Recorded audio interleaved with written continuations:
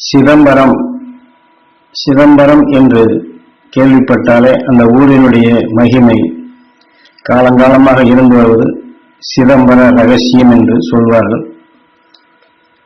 சிதம்பர ரகசியம் என்றால் அங்கே சென்று பார்த்தால் நம் சாதாரணமாக பார்க்கப்படும் பொழுது அந்த அளவுக்கு எதுவும் தெளிவாக நமக்கு தட்டுப்படுவதில்லை என்றால் பக்தியின் முறைகளிலே அந்த அடிப்படையிலே கொண்டு சென்று வந்ததால் எதை ரகசியம் என்று திருமூலர் அன்று காட்டினாரோ அது காலத்தால் மறைந்து விட்டது. ஆனால் குரு உபதேச வாயிலாக சிதம்பர ரகசியம் என்றால் வேறு ஒன்றும் இல்லை, அங்கே வெட்ட வெளியை திறந்த வெளியைத்தான் வானமண்டலைத்தான் காட்டியிருப்பார்கள். என்றால் வெட்ட வெளி என்று நாம் எதை சொல்லுகின்றோமோ அந்த வெட்ட வெளியிலே தான் இந்த பூமியும் சுழன்று கொண்டிருக்கின்றது, சூரியனும் சுழல்கின்றது, பிரபஞ்சமும் சுழல்கின்றது, அண்டங்களும் சுழன்றுகின்றது, பேரண்டங்களும் சுழன்று கொண்டிருக்கின்றது. நாம் சாதாரண கண்களால் உற்று பார்க்க முடியாத எங்கும் நிறைந்துள்ள சகலமுமே அதற்குள் அடங்கியுள்ள அந்த வெட்ட வெளியைத்தான் திருமூலர் அன்று ரகசியம் என்று ஆக வெட்ட வெளி என்று சொல்லும் பொழுது அதிலே நம் கண்களுக்கு தனித்து எதுவும் புலப்படுவதில்லை. கண்களுக்கு புலப்பட்டு விட்டாலே அது ஒரு பொருளாக மாறிவிடுகிறது. ஆக கண்களுக்கு புலப்படாத நிலைகளை தெரிந்து கொள்வதுதான், அதை பற்றி பேருண்மைகளை உண்மையை உணர்ந்து கொள்வதுதான் ரகசியம் என்று கண்ணுக்கு புலப்படக்கூடிய நிலைகளை விடுத்துவிட்டு கண்ணுக்கு புலப்படாத நிலைகளின் மீது நினைவலைகளை செலுத்தும்படி அன்று திருமூலரை காட்டிச் சென்றுள்ளார். என்றால் இன்றைய விஞ்ஞானத்தில் எந்த அடிப்படையில எதை எடுத்துக்கொண்டாலும் அவர்களுக்கு சான்று, அதாவது சாட்சி வேண்டும். நீ ஒன்றை கண்டுபிடித்தேன், ஒன்றை உருவாக்கினேன் என்று சொன்னால் ஆங்கிலத்தில் சொல்வது கொண்டு அதற்கு ஒரு ப்ரூஃப், அது நிஜமானதானா, எந்த வகையில் நிஜம் என்பதற்கு அவர்களுக்கு ஒரு சாட்சி வேண்டும். ஆக மனிதனுடைய கல்வி அறிவினுடைய வளர்ச்சி என்பது இப்படித்தான் இன்று போய்விட்டது. அதற்காக கண்மூடித்தனமாக நாம் எதையோ ஒன்றை இல்லாததை இருப்பதாக சுட்டிக்காட்டக்கூடிய மூட நம்பிக்கையை பற்றி சொல்ல வரவில்லை. நாம் கண்ணுக்கு புலப்படக்கூடிய அனைத்துமே இந்த கண்ணுக்கு புலப்படாத நிலையில் இருந்துதான் உருவாகியுள்ளது.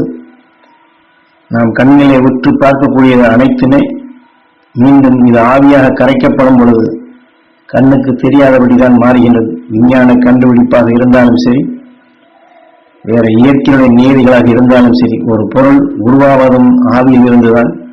அதாவது திருமூலர் சொல்கிற வழியிலே பார்த்தோம் என்றால் வெட்ட வெளியில் இருந்தால் உருவாகின்றது, மீண்டும் இந்த வெட்ட வெளியிலே தான் அதை கரைக்கப்படுகின்றது. மனித சரீரம் என்று சொன்னாலும் மனித சரீரம் கடைசியிலே இந்த மண்ணுக்குள் தான் ஒன்று எரிக்கப்படுகின்றது, அல்லது தகனம் செய்து அல்லது புதைத்து அது மண்ணுடன் மண்ணாக இந்த உடல் ஆகின்றது. ஆக நாம் கண்ணிலே பார்க்கக்கூடியது அனைத்துமே இப்படி அழியக்கூடிய நிலைகள் தான். ஆனால் இன்றைய கல்வி அறிவும் சரி, விஞ்ஞான அறிவும் சரி, இதைத்தான் சாட்சியாக எதிர்பார்க்கின்றது. இதை ஏன் இங்கே சொல்லுகிறோம் என்றால், நமது ஞானகுரு அவர்கள் பல வருட காலம் மெய் உணர்வுகளை மெய்ஞானிகள் காட்டிய அவர்கள் கண்டு உணர்ந்த இயற்கையினுடைய பேருண்மைகளை, அதான் சிதம்பர ரகசியம் என்று சொல்கின்றனே, இதுபோன்ற உண்மைகளை உணர்ந்தவைகளை பல்வேறு இடங்களிலே வெளிப்படுத்தியுள்ளார்கள், நவமலத்திலும் உபதேசித்துள்ளார்கள். ஆனால் என்னை பொறுத்தவரையில் எங்கெங்கேயோ அவர் சுற்றுப்பிரயாணத்திலே உபதேசங்கள் கொடுத்திருந்தாலும் கூட இந்த சிதம்பர ரகசியம் என்று சொல்லக்கூடிய இந்த திருமூலர் உருவாக்கப்பட்ட இந்த ஸ்தலத்திலே, இந்த சிதம்பரத்திலே தான் ஞானகுருவும் ஞானிகளை பற்றி, ஞானிகள் கண்டுணர்ந்த பேருண்மைகளை பற்றிய ரகசியங்களையும் தெரிந்து கொள்ள வேண்டிய இயற்கையினுடைய உண்மை நிலைகளையும் நம்மை பற்றியும் நம் உயிரை பற்றியும் ஞானிகள் வெளிப்படுத்திய பேருண்மைகளை பற்றியும் தியான வழியில் பின்பற்றி கொண்டிருப்போர் அவர்களுக்கு தெரிய வேண்டிய ரகசியங்களையும், தியான வழியிலே முழுமையாக ஈடுபட்டு அதனுடைய வாழ்க்கையவே முழுமையாக அந்த வழியிலே முழு மூச்சாக செயல்படுத்தி கொள்பவர்களுக்கும் ஒரு ஞான விழிப்பாக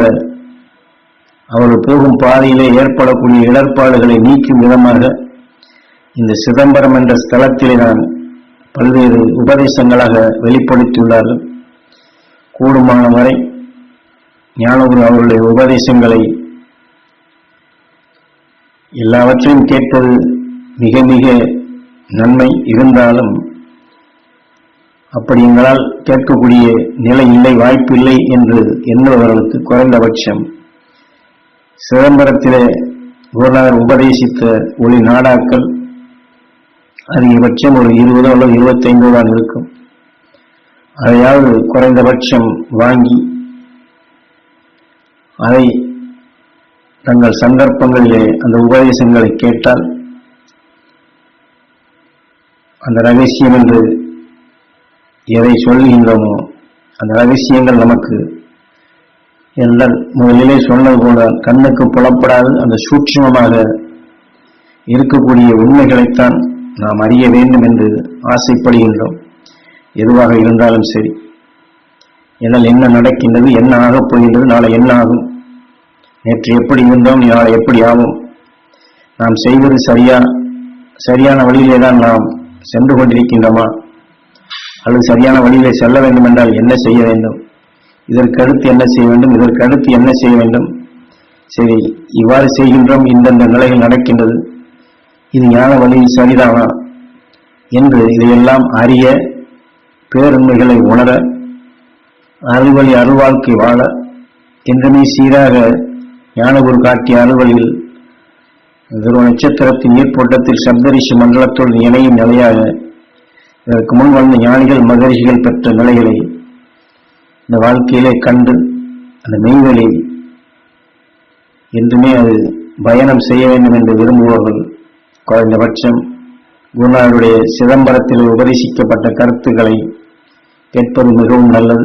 ஏனென்றால் ஆதியும் மந்தம் என்று சொல்லுகின்றமே, அதற்குண்டான பல்வேறு விளக்கங்களையும் இந்த ஞான பாதையிலே ஒரு குழந்தைக்கும் அறியாத நிலையில் கொண்டு அது செல்லும் பொழுது வழி தவறி சென்றால் அந்த வழி தவறி சென்ற அந்த குழந்தையை மீண்டும் கையை பிடித்து அழைத்து வந்து சரியான பாதையிலே அந்த குழந்தையை கொண்டு சேர்க்கும் விதமாகத்தான் சிதம்பரத்திலே குருநாதர் உபதேசிக்கப்பட்ட இந்த உபதேச கருத்துக்கள் அனைத்துமே உண்டு. அதை கேட்டு பதிவாக்கி ஒரு பொருளுக்கு இந்த உண்மைகள் தெரிய வரும். அல்லது இதுவரை கேட்கவில்லை என்றால் குறைந்தபட்சம் அதையாவது கேட்டு அந்த ரகசியங்களை அறிந்து அருள்வழி நாம் வாழ்வதற்கு குருவை போன்று, மகரிஷிகளை போன்று, ஞானிகளை போன்று நாமும் அந்த உயர்ந்த நிலை பெறுவதற்கு இயல்பாக இருக்கும். ஆக சிதம்பர ரகசியத்தை எல்லோரும் அறிய செய்வோம். ஓம் ஈஸ்வரா குருதேவா.